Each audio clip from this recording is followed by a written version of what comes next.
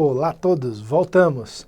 Essa vai ser uma aula chatinha, mas extremamente necessária. A gente vai fazer um pequeno glossário e durante esse tempo nós vamos explicar alguns termos. Não se preocupem, nós vamos repeti-los várias vezes ao longo do curso, mas é bom que agora que vocês entenderam em que momento do tempo nós estamos, que vocês escutem pela primeira vez esses termos e à medida que a gente for falando mais para frente, vocês escutem de novo com um pouco mais de detalhe. Então, vamos lá.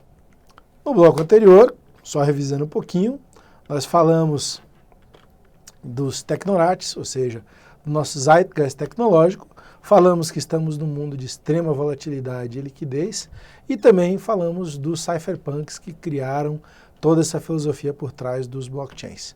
Hoje nós vamos dar mais um passo na nossa escalada, ficar aqui ainda no Basecamp, mas vamos falar dos termos que mais se diz na indústria. Então, um pouquinho de paciência, muita calma, respirem, tomem um chazinho de camomila e não se preocupem, é só para vocês ouvirem os termos pela primeira vez e não estranharem quando ouvirem novamente. Então, vamos lá. Primeira parte. Antes de mais nada, todo blockchain tem um cliente e esse cliente tem vários nomes. Pode ser o servidor, pode ser um full node, pode ser uma wallet e coisas do gênero. Aqui nós estamos vendo um cliente muito comum de um dos blockchains do Ethereum, chamado MetaMask. Então, quando eu falar cliente, às vezes eu vou falar cliente, às vezes eu vou falar wallet, às vezes eu vou falar o próprio nome do MetaMask, quando a gente estiver falando de tokens, de ICOs, das carteiras e coisas assim. Então, não se assustem. Um cliente, basicamente, é um dos pontos de contato com a rede blockchain que a gente estiver falando. Tá? Ao mesmo tempo, existem os servidores da rede blockchain, que já é um pouquinho diferente do cliente, mas também, por uma confusão muito grande, é chamada de cliente. Só que nesse caso, nós vamos chamar de nós da rede ou full nodes. E aí sim, são servidores que estão conectados a redes blockchains, e aí cada rede tem um cliente diferente. No caso do Ethereum, ele tem vários clientes, então vocês vão ouvir nomes como Geth, como Parity e por aí vai. Mas não se assustem, é simplesmente como se fosse um servidor de e-mail. No caso do Ethereum, independente da gente estar falando aqui com advogados, é bom vocês saberem que existem diversos tipos de servidores, desde os mais simples, que só servem para você participar da rede, e aí o MetaMask se inclui nele, até os servidores realmente de trabalhos pesados, os full nodes, ou os clientes que fazem inclusive a mineração. Além disso, como eu expliquei no Ethereum, existem os light nodes, e aí não só no blockchain do Ethereum, como em outros blockchains, isso também é comum. Então, entendemos que os blockchains têm diversos tipos de clientes. E para fazer alguma confusão, esses clientes também são chamados de wallets em alguns pequenos casos. Então, só para a gente entender como a rede é aberta, e nessas redes a gente se conecta à vontade, se a gente começar a entender esse linguajar, a gente vai passar pela próxima barreira. Às vezes vocês vão ouvir falar, mas agora a Amazon também está oferecendo acesso a diversos blockchains. Na verdade, a Amazon tem os servidores desses blockchains lá dentro. Assim como a própria Microsoft, algumas coisas estão dentro da IBM, e a Oracle também tem algumas ofertas assim. IBM, Oracle, Microsoft são empresas de tecnologia. Tudo bem até aí, gente? Respirem, que a gente vai ouvir falar muito nesses termos depois e com mais calma. Os mineradores, que é o que todo mundo quer saber, basicamente são os validadores das transações do blockchain. Então aqui a gente vê uma mineradora muito antiga, lá na China, e basicamente eles se resumem por essas maquininhas pequenininhas aqui, ó, que são especialistas apenas para fazer a mineração. Já já a gente fala sobre elas. No caso dos mineradores, existem diversos tipos de configuração e isso foi evoluindo ao longo do tempo. Quando a gente começou lá atrás com o Bitcoin, qualquer máquina podia se conectar na rede e gerar Bitcoins, ou seja, validar as informações da rede. À medida que isso foi ficando mais sofisticado e mais valioso, e a gente também vai ouvir falar um pouquinho de alguns termos sobre isso já já, essas habilidades foram se especializando. Então a gente começou a trabalhar com os computadores tradicionais, e aí a gente tinha as antigas CPUs, né, como a gente chama os processadores, e aí isso aí custava mais ou menos alguma coisa, tinha uma performance razoável, mas era muito flexível. Você podia usar o seu micro para qualquer coisa. Numa segunda onda, as pessoas começaram a usar processadores gráficos, que custavam bem mais caro, que tinham uma performance muito maior, mas também eram flexíveis, você podia usar ele para alguma coisa. E aí, lá na frente, quando a gente for olhar a terceira fase do Bitcoin, vocês vão entender que foram construídos computadores específicos, os tais dos ASICs, que são aquelas maquininhas que a gente viu há pouco, essas maquininhas aqui, ó. Eles não são computadores de propósito geral, eles são apenas processadores que validam o blockchain. Então eles têm um custo muito baixo, uma performance sensacional, mas não servem para mais nada a não ser validar as transações do Bitcoin. E aí, para algumas outras plataformas como o Ethereum, a gente começou a usar placas gráficas tradicionais. Então empresas como a NVIDIA, que estão aqui, e a AMD, que tradicionalmente faziam essas placas para jogos, ganharam muito dinheiro em 2017 no boom da mineração. Por quê? Porque essas placas são placas extremamente matemáticas e também serviam para validar as transações no blockchain. Muito bem, ligado imediatamente a isso, cada rede tem uma medida chamada hash power. A gente está vendo aqui que logo depois de 2018 esse hash power do Bitcoin caiu um pouquinho, mas basicamente desde 2009 ele era ínfimo e foi subindo, e isso aqui é medido em hashes por segundo. Então, no auge da sua potência, o Bitcoin fazia 60 mil hashes por segundo. Isso é uma medida só para a gente saber a capacidade de processamento da rede. Por outro lado, quanto mais capacidade de processamento você coloca lá dentro, uma outra coisa é o grau de dificuldade. Isso mede, a gente vai ver um pouco mais em detalhes depois, a capacidade da rede ser resiliente a ataques ou não. Quanto maior a dificuldade, mais máquina você precisa colocar para trabalhar e conseguir validar ou minerar seus bitcoins, seus ethereums e coisas assim. Novamente, uma tendência até 2018 e assim que o preço começou a cair, uma tendência de queda. Novamente, gente, não se preocupem, isso é apenas para vocês irem ouvindo os termos. Mudando de pato para ganso, nós chegamos no famoso uso, né, das redes de blockchain, principalmente das redes abertas. E aí a gente entende, como a gente já falou lá, que você tem um gerador de endereços. E o que é o endereço? Você coloca uma coisinha chamada passphrase. Passphrases são aquelas 48 palavrinhas que a gente tem que anotar em algum lugar e com base nelas você cria o seu endereço em qualquer canto. E o que é esse endereço? Basicamente é esta private key aqui. Uma private key, ela é um pouco maior do que a sua chave pública, que é essa outra que nós estamos falando, e ela é literalmente a chave dos seus cofres. Se você perder a sua private key, você perdeu tudo. Se você der acesso a esse conjunto de letrinhas a alguém, ele simplesmente some com os seus criptoativos. Então, cada blockchain, cada moeda tem uma maneira diferente de gerar essas chaves. Então, isso aqui, por exemplo, é de um token chamado Litecoin. Esse aqui de trás era o do Bitcoin e por aí vai. Quando você gera isso, usando aquela passphrase, você tem uma wallet.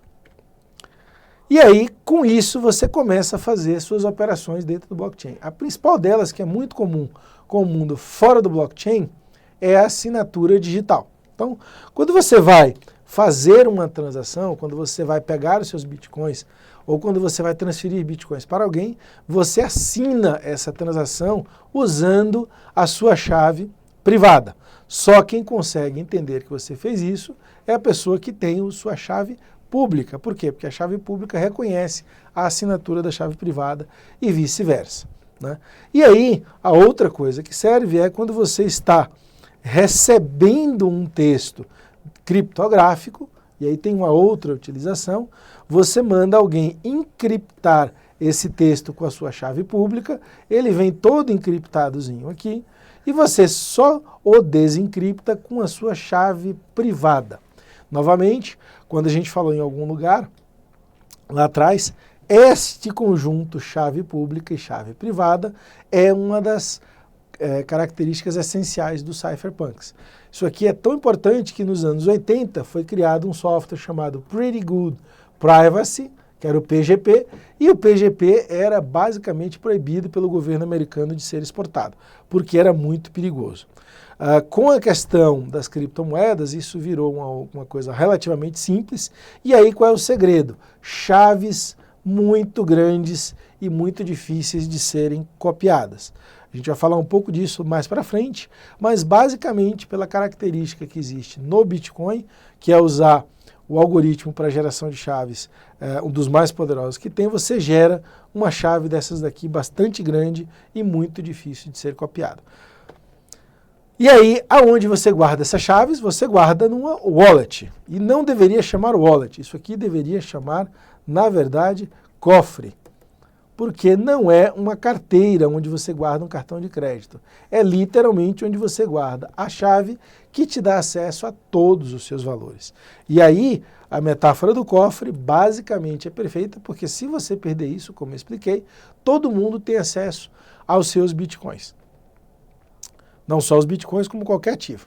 E aí nós temos uma outra característica. A gente sempre diz, se você não for dono da sua chave privada, você não é dono de nenhum criptoativo.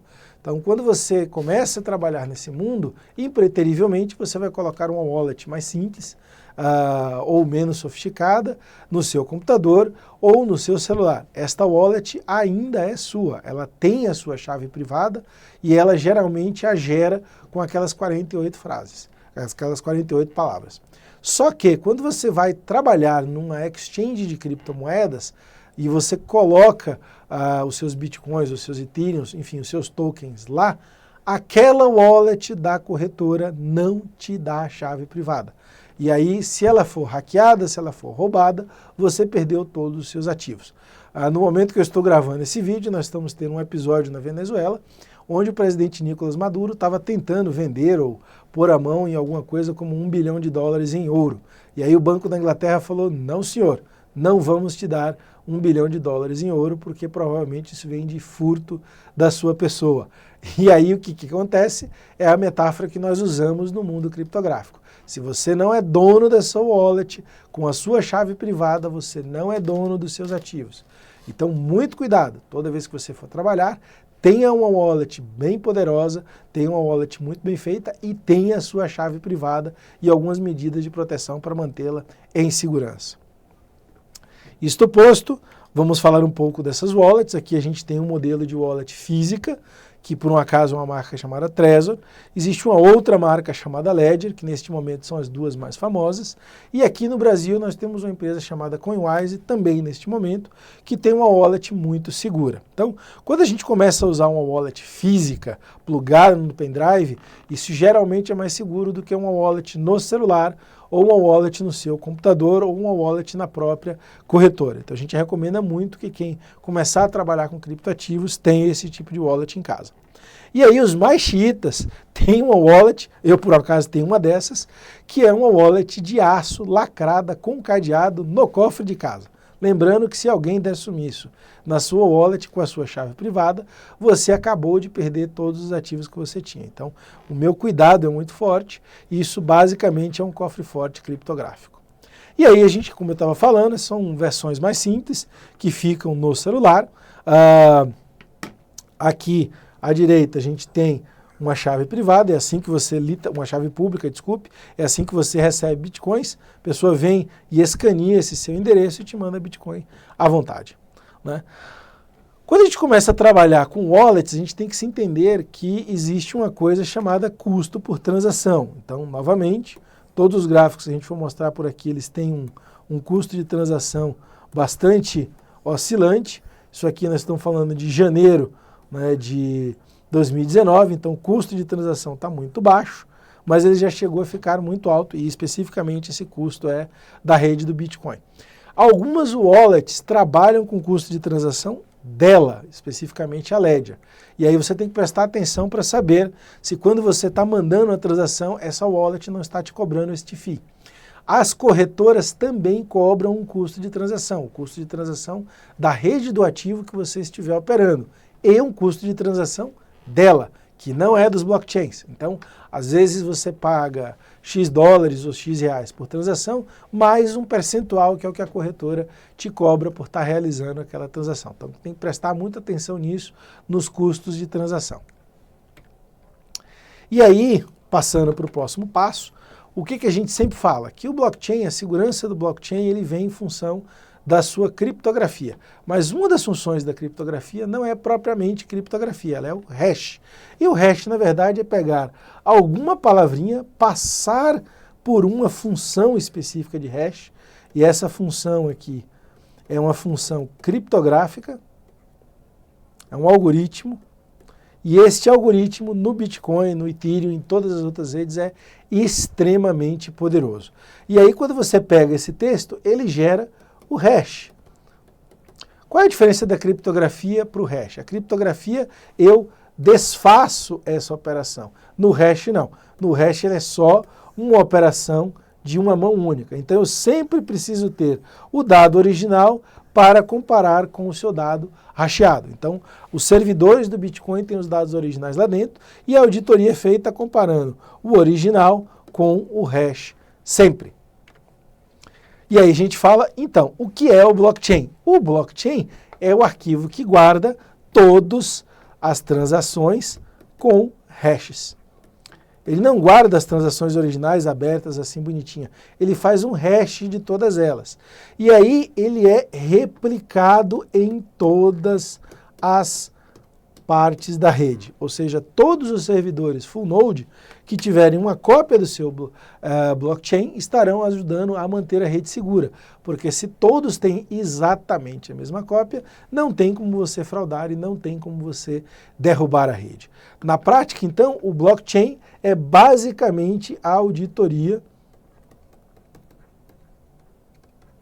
desta contabilidade perfeita chamada blockchain. Por que a gente replica isso por todos os lugares? Para que a rede fique independente. Ela é uma rede distribuída, 100% distribuída. Então, se eu tirar este nó daqui, se eu tirar esse nó daqui, se eu tirar esse nó daqui, se eu tirar esse nó daqui, todos os outros estão operantes e têm a mesma cópia dos dados. Então, eles continuarão trabalhando e operando tranquilamente. E aí vem a confusão da hermenêutica que a gente faz. Isso é um gráfico, obviamente, feito por pessoas do mundo de Distributed Ledgers. Então, nós temos aqui as auditorias, nós temos as auditorias distribuídas, nós temos os blockchains, que são as redes abertas, e a gente vai falar um pouquinho daqui a pouco de rede aberta e rede fechada, e nós temos as criptomoedas. Quando você faz um gráfico desse, e isso aqui a gente chama de DLT, Distributed Ledger Technology, você obviamente percebe que esse gráfico foi feito por um banco ou por alguém que está no mercado financeiro. Então, quando você começa a trabalhar de baixo para cima nesse sentido, a gente fala que veio do mundo fechado, do mundo tradicional de bancos, que tem lá os seus ledgers centralizados. Quando você vem do mundo libertário, o gráfico é exatamente o contrário. A gente fala que existe o ledger, dentro dos ledgers existem os distributed ledgers, acima dos distributed ledgers existem os blockchains e acima disso existem as criptomoedas, porque são muito mais seguras. Como vocês podem ver, nós temos várias discussões religiosas sempre a respeito das coisas. E aí existe um conceito um pouquinho complexo, que é o consenso matemático. Então vocês sempre vão ouvir falar de Proof of Work, Proof of Stake, Proof of Authority, e por aí vai. Basicamente, isso aqui é o consenso matemático, que é a loteria que garante que algumas pessoas terão direito a serem remuneradas por validar a rede e outras não. Então, quando vocês ouvirem falar a palavra consenso dentro do contexto do blockchain, quer dizer que estamos falando apenas da loteria. Isso aí não é objeto desse curso, explicar a complexidade que ele tem, mas saibam que quando a gente fala, olha, a força do blockchain do Bitcoin é o seu consenso de Proof of Work, é disso que nós estamos falando. Basicamente, paramos por aqui nessa sessão. Daqui a pouco a gente volta com um pouquinho mais de detalhes sobre mais nomes. Novamente, não se preocupem. Basicamente, eu vou falar um monte de nomes e um monte de termos nesta aula para que vocês as ouçam pela primeira vez. E quando a gente repetir dentro do contexto das aplicações do Bitcoin, vocês não estranhem. Isso aí vai estar tudo gravadinho e vai estar na apostila também. Até já!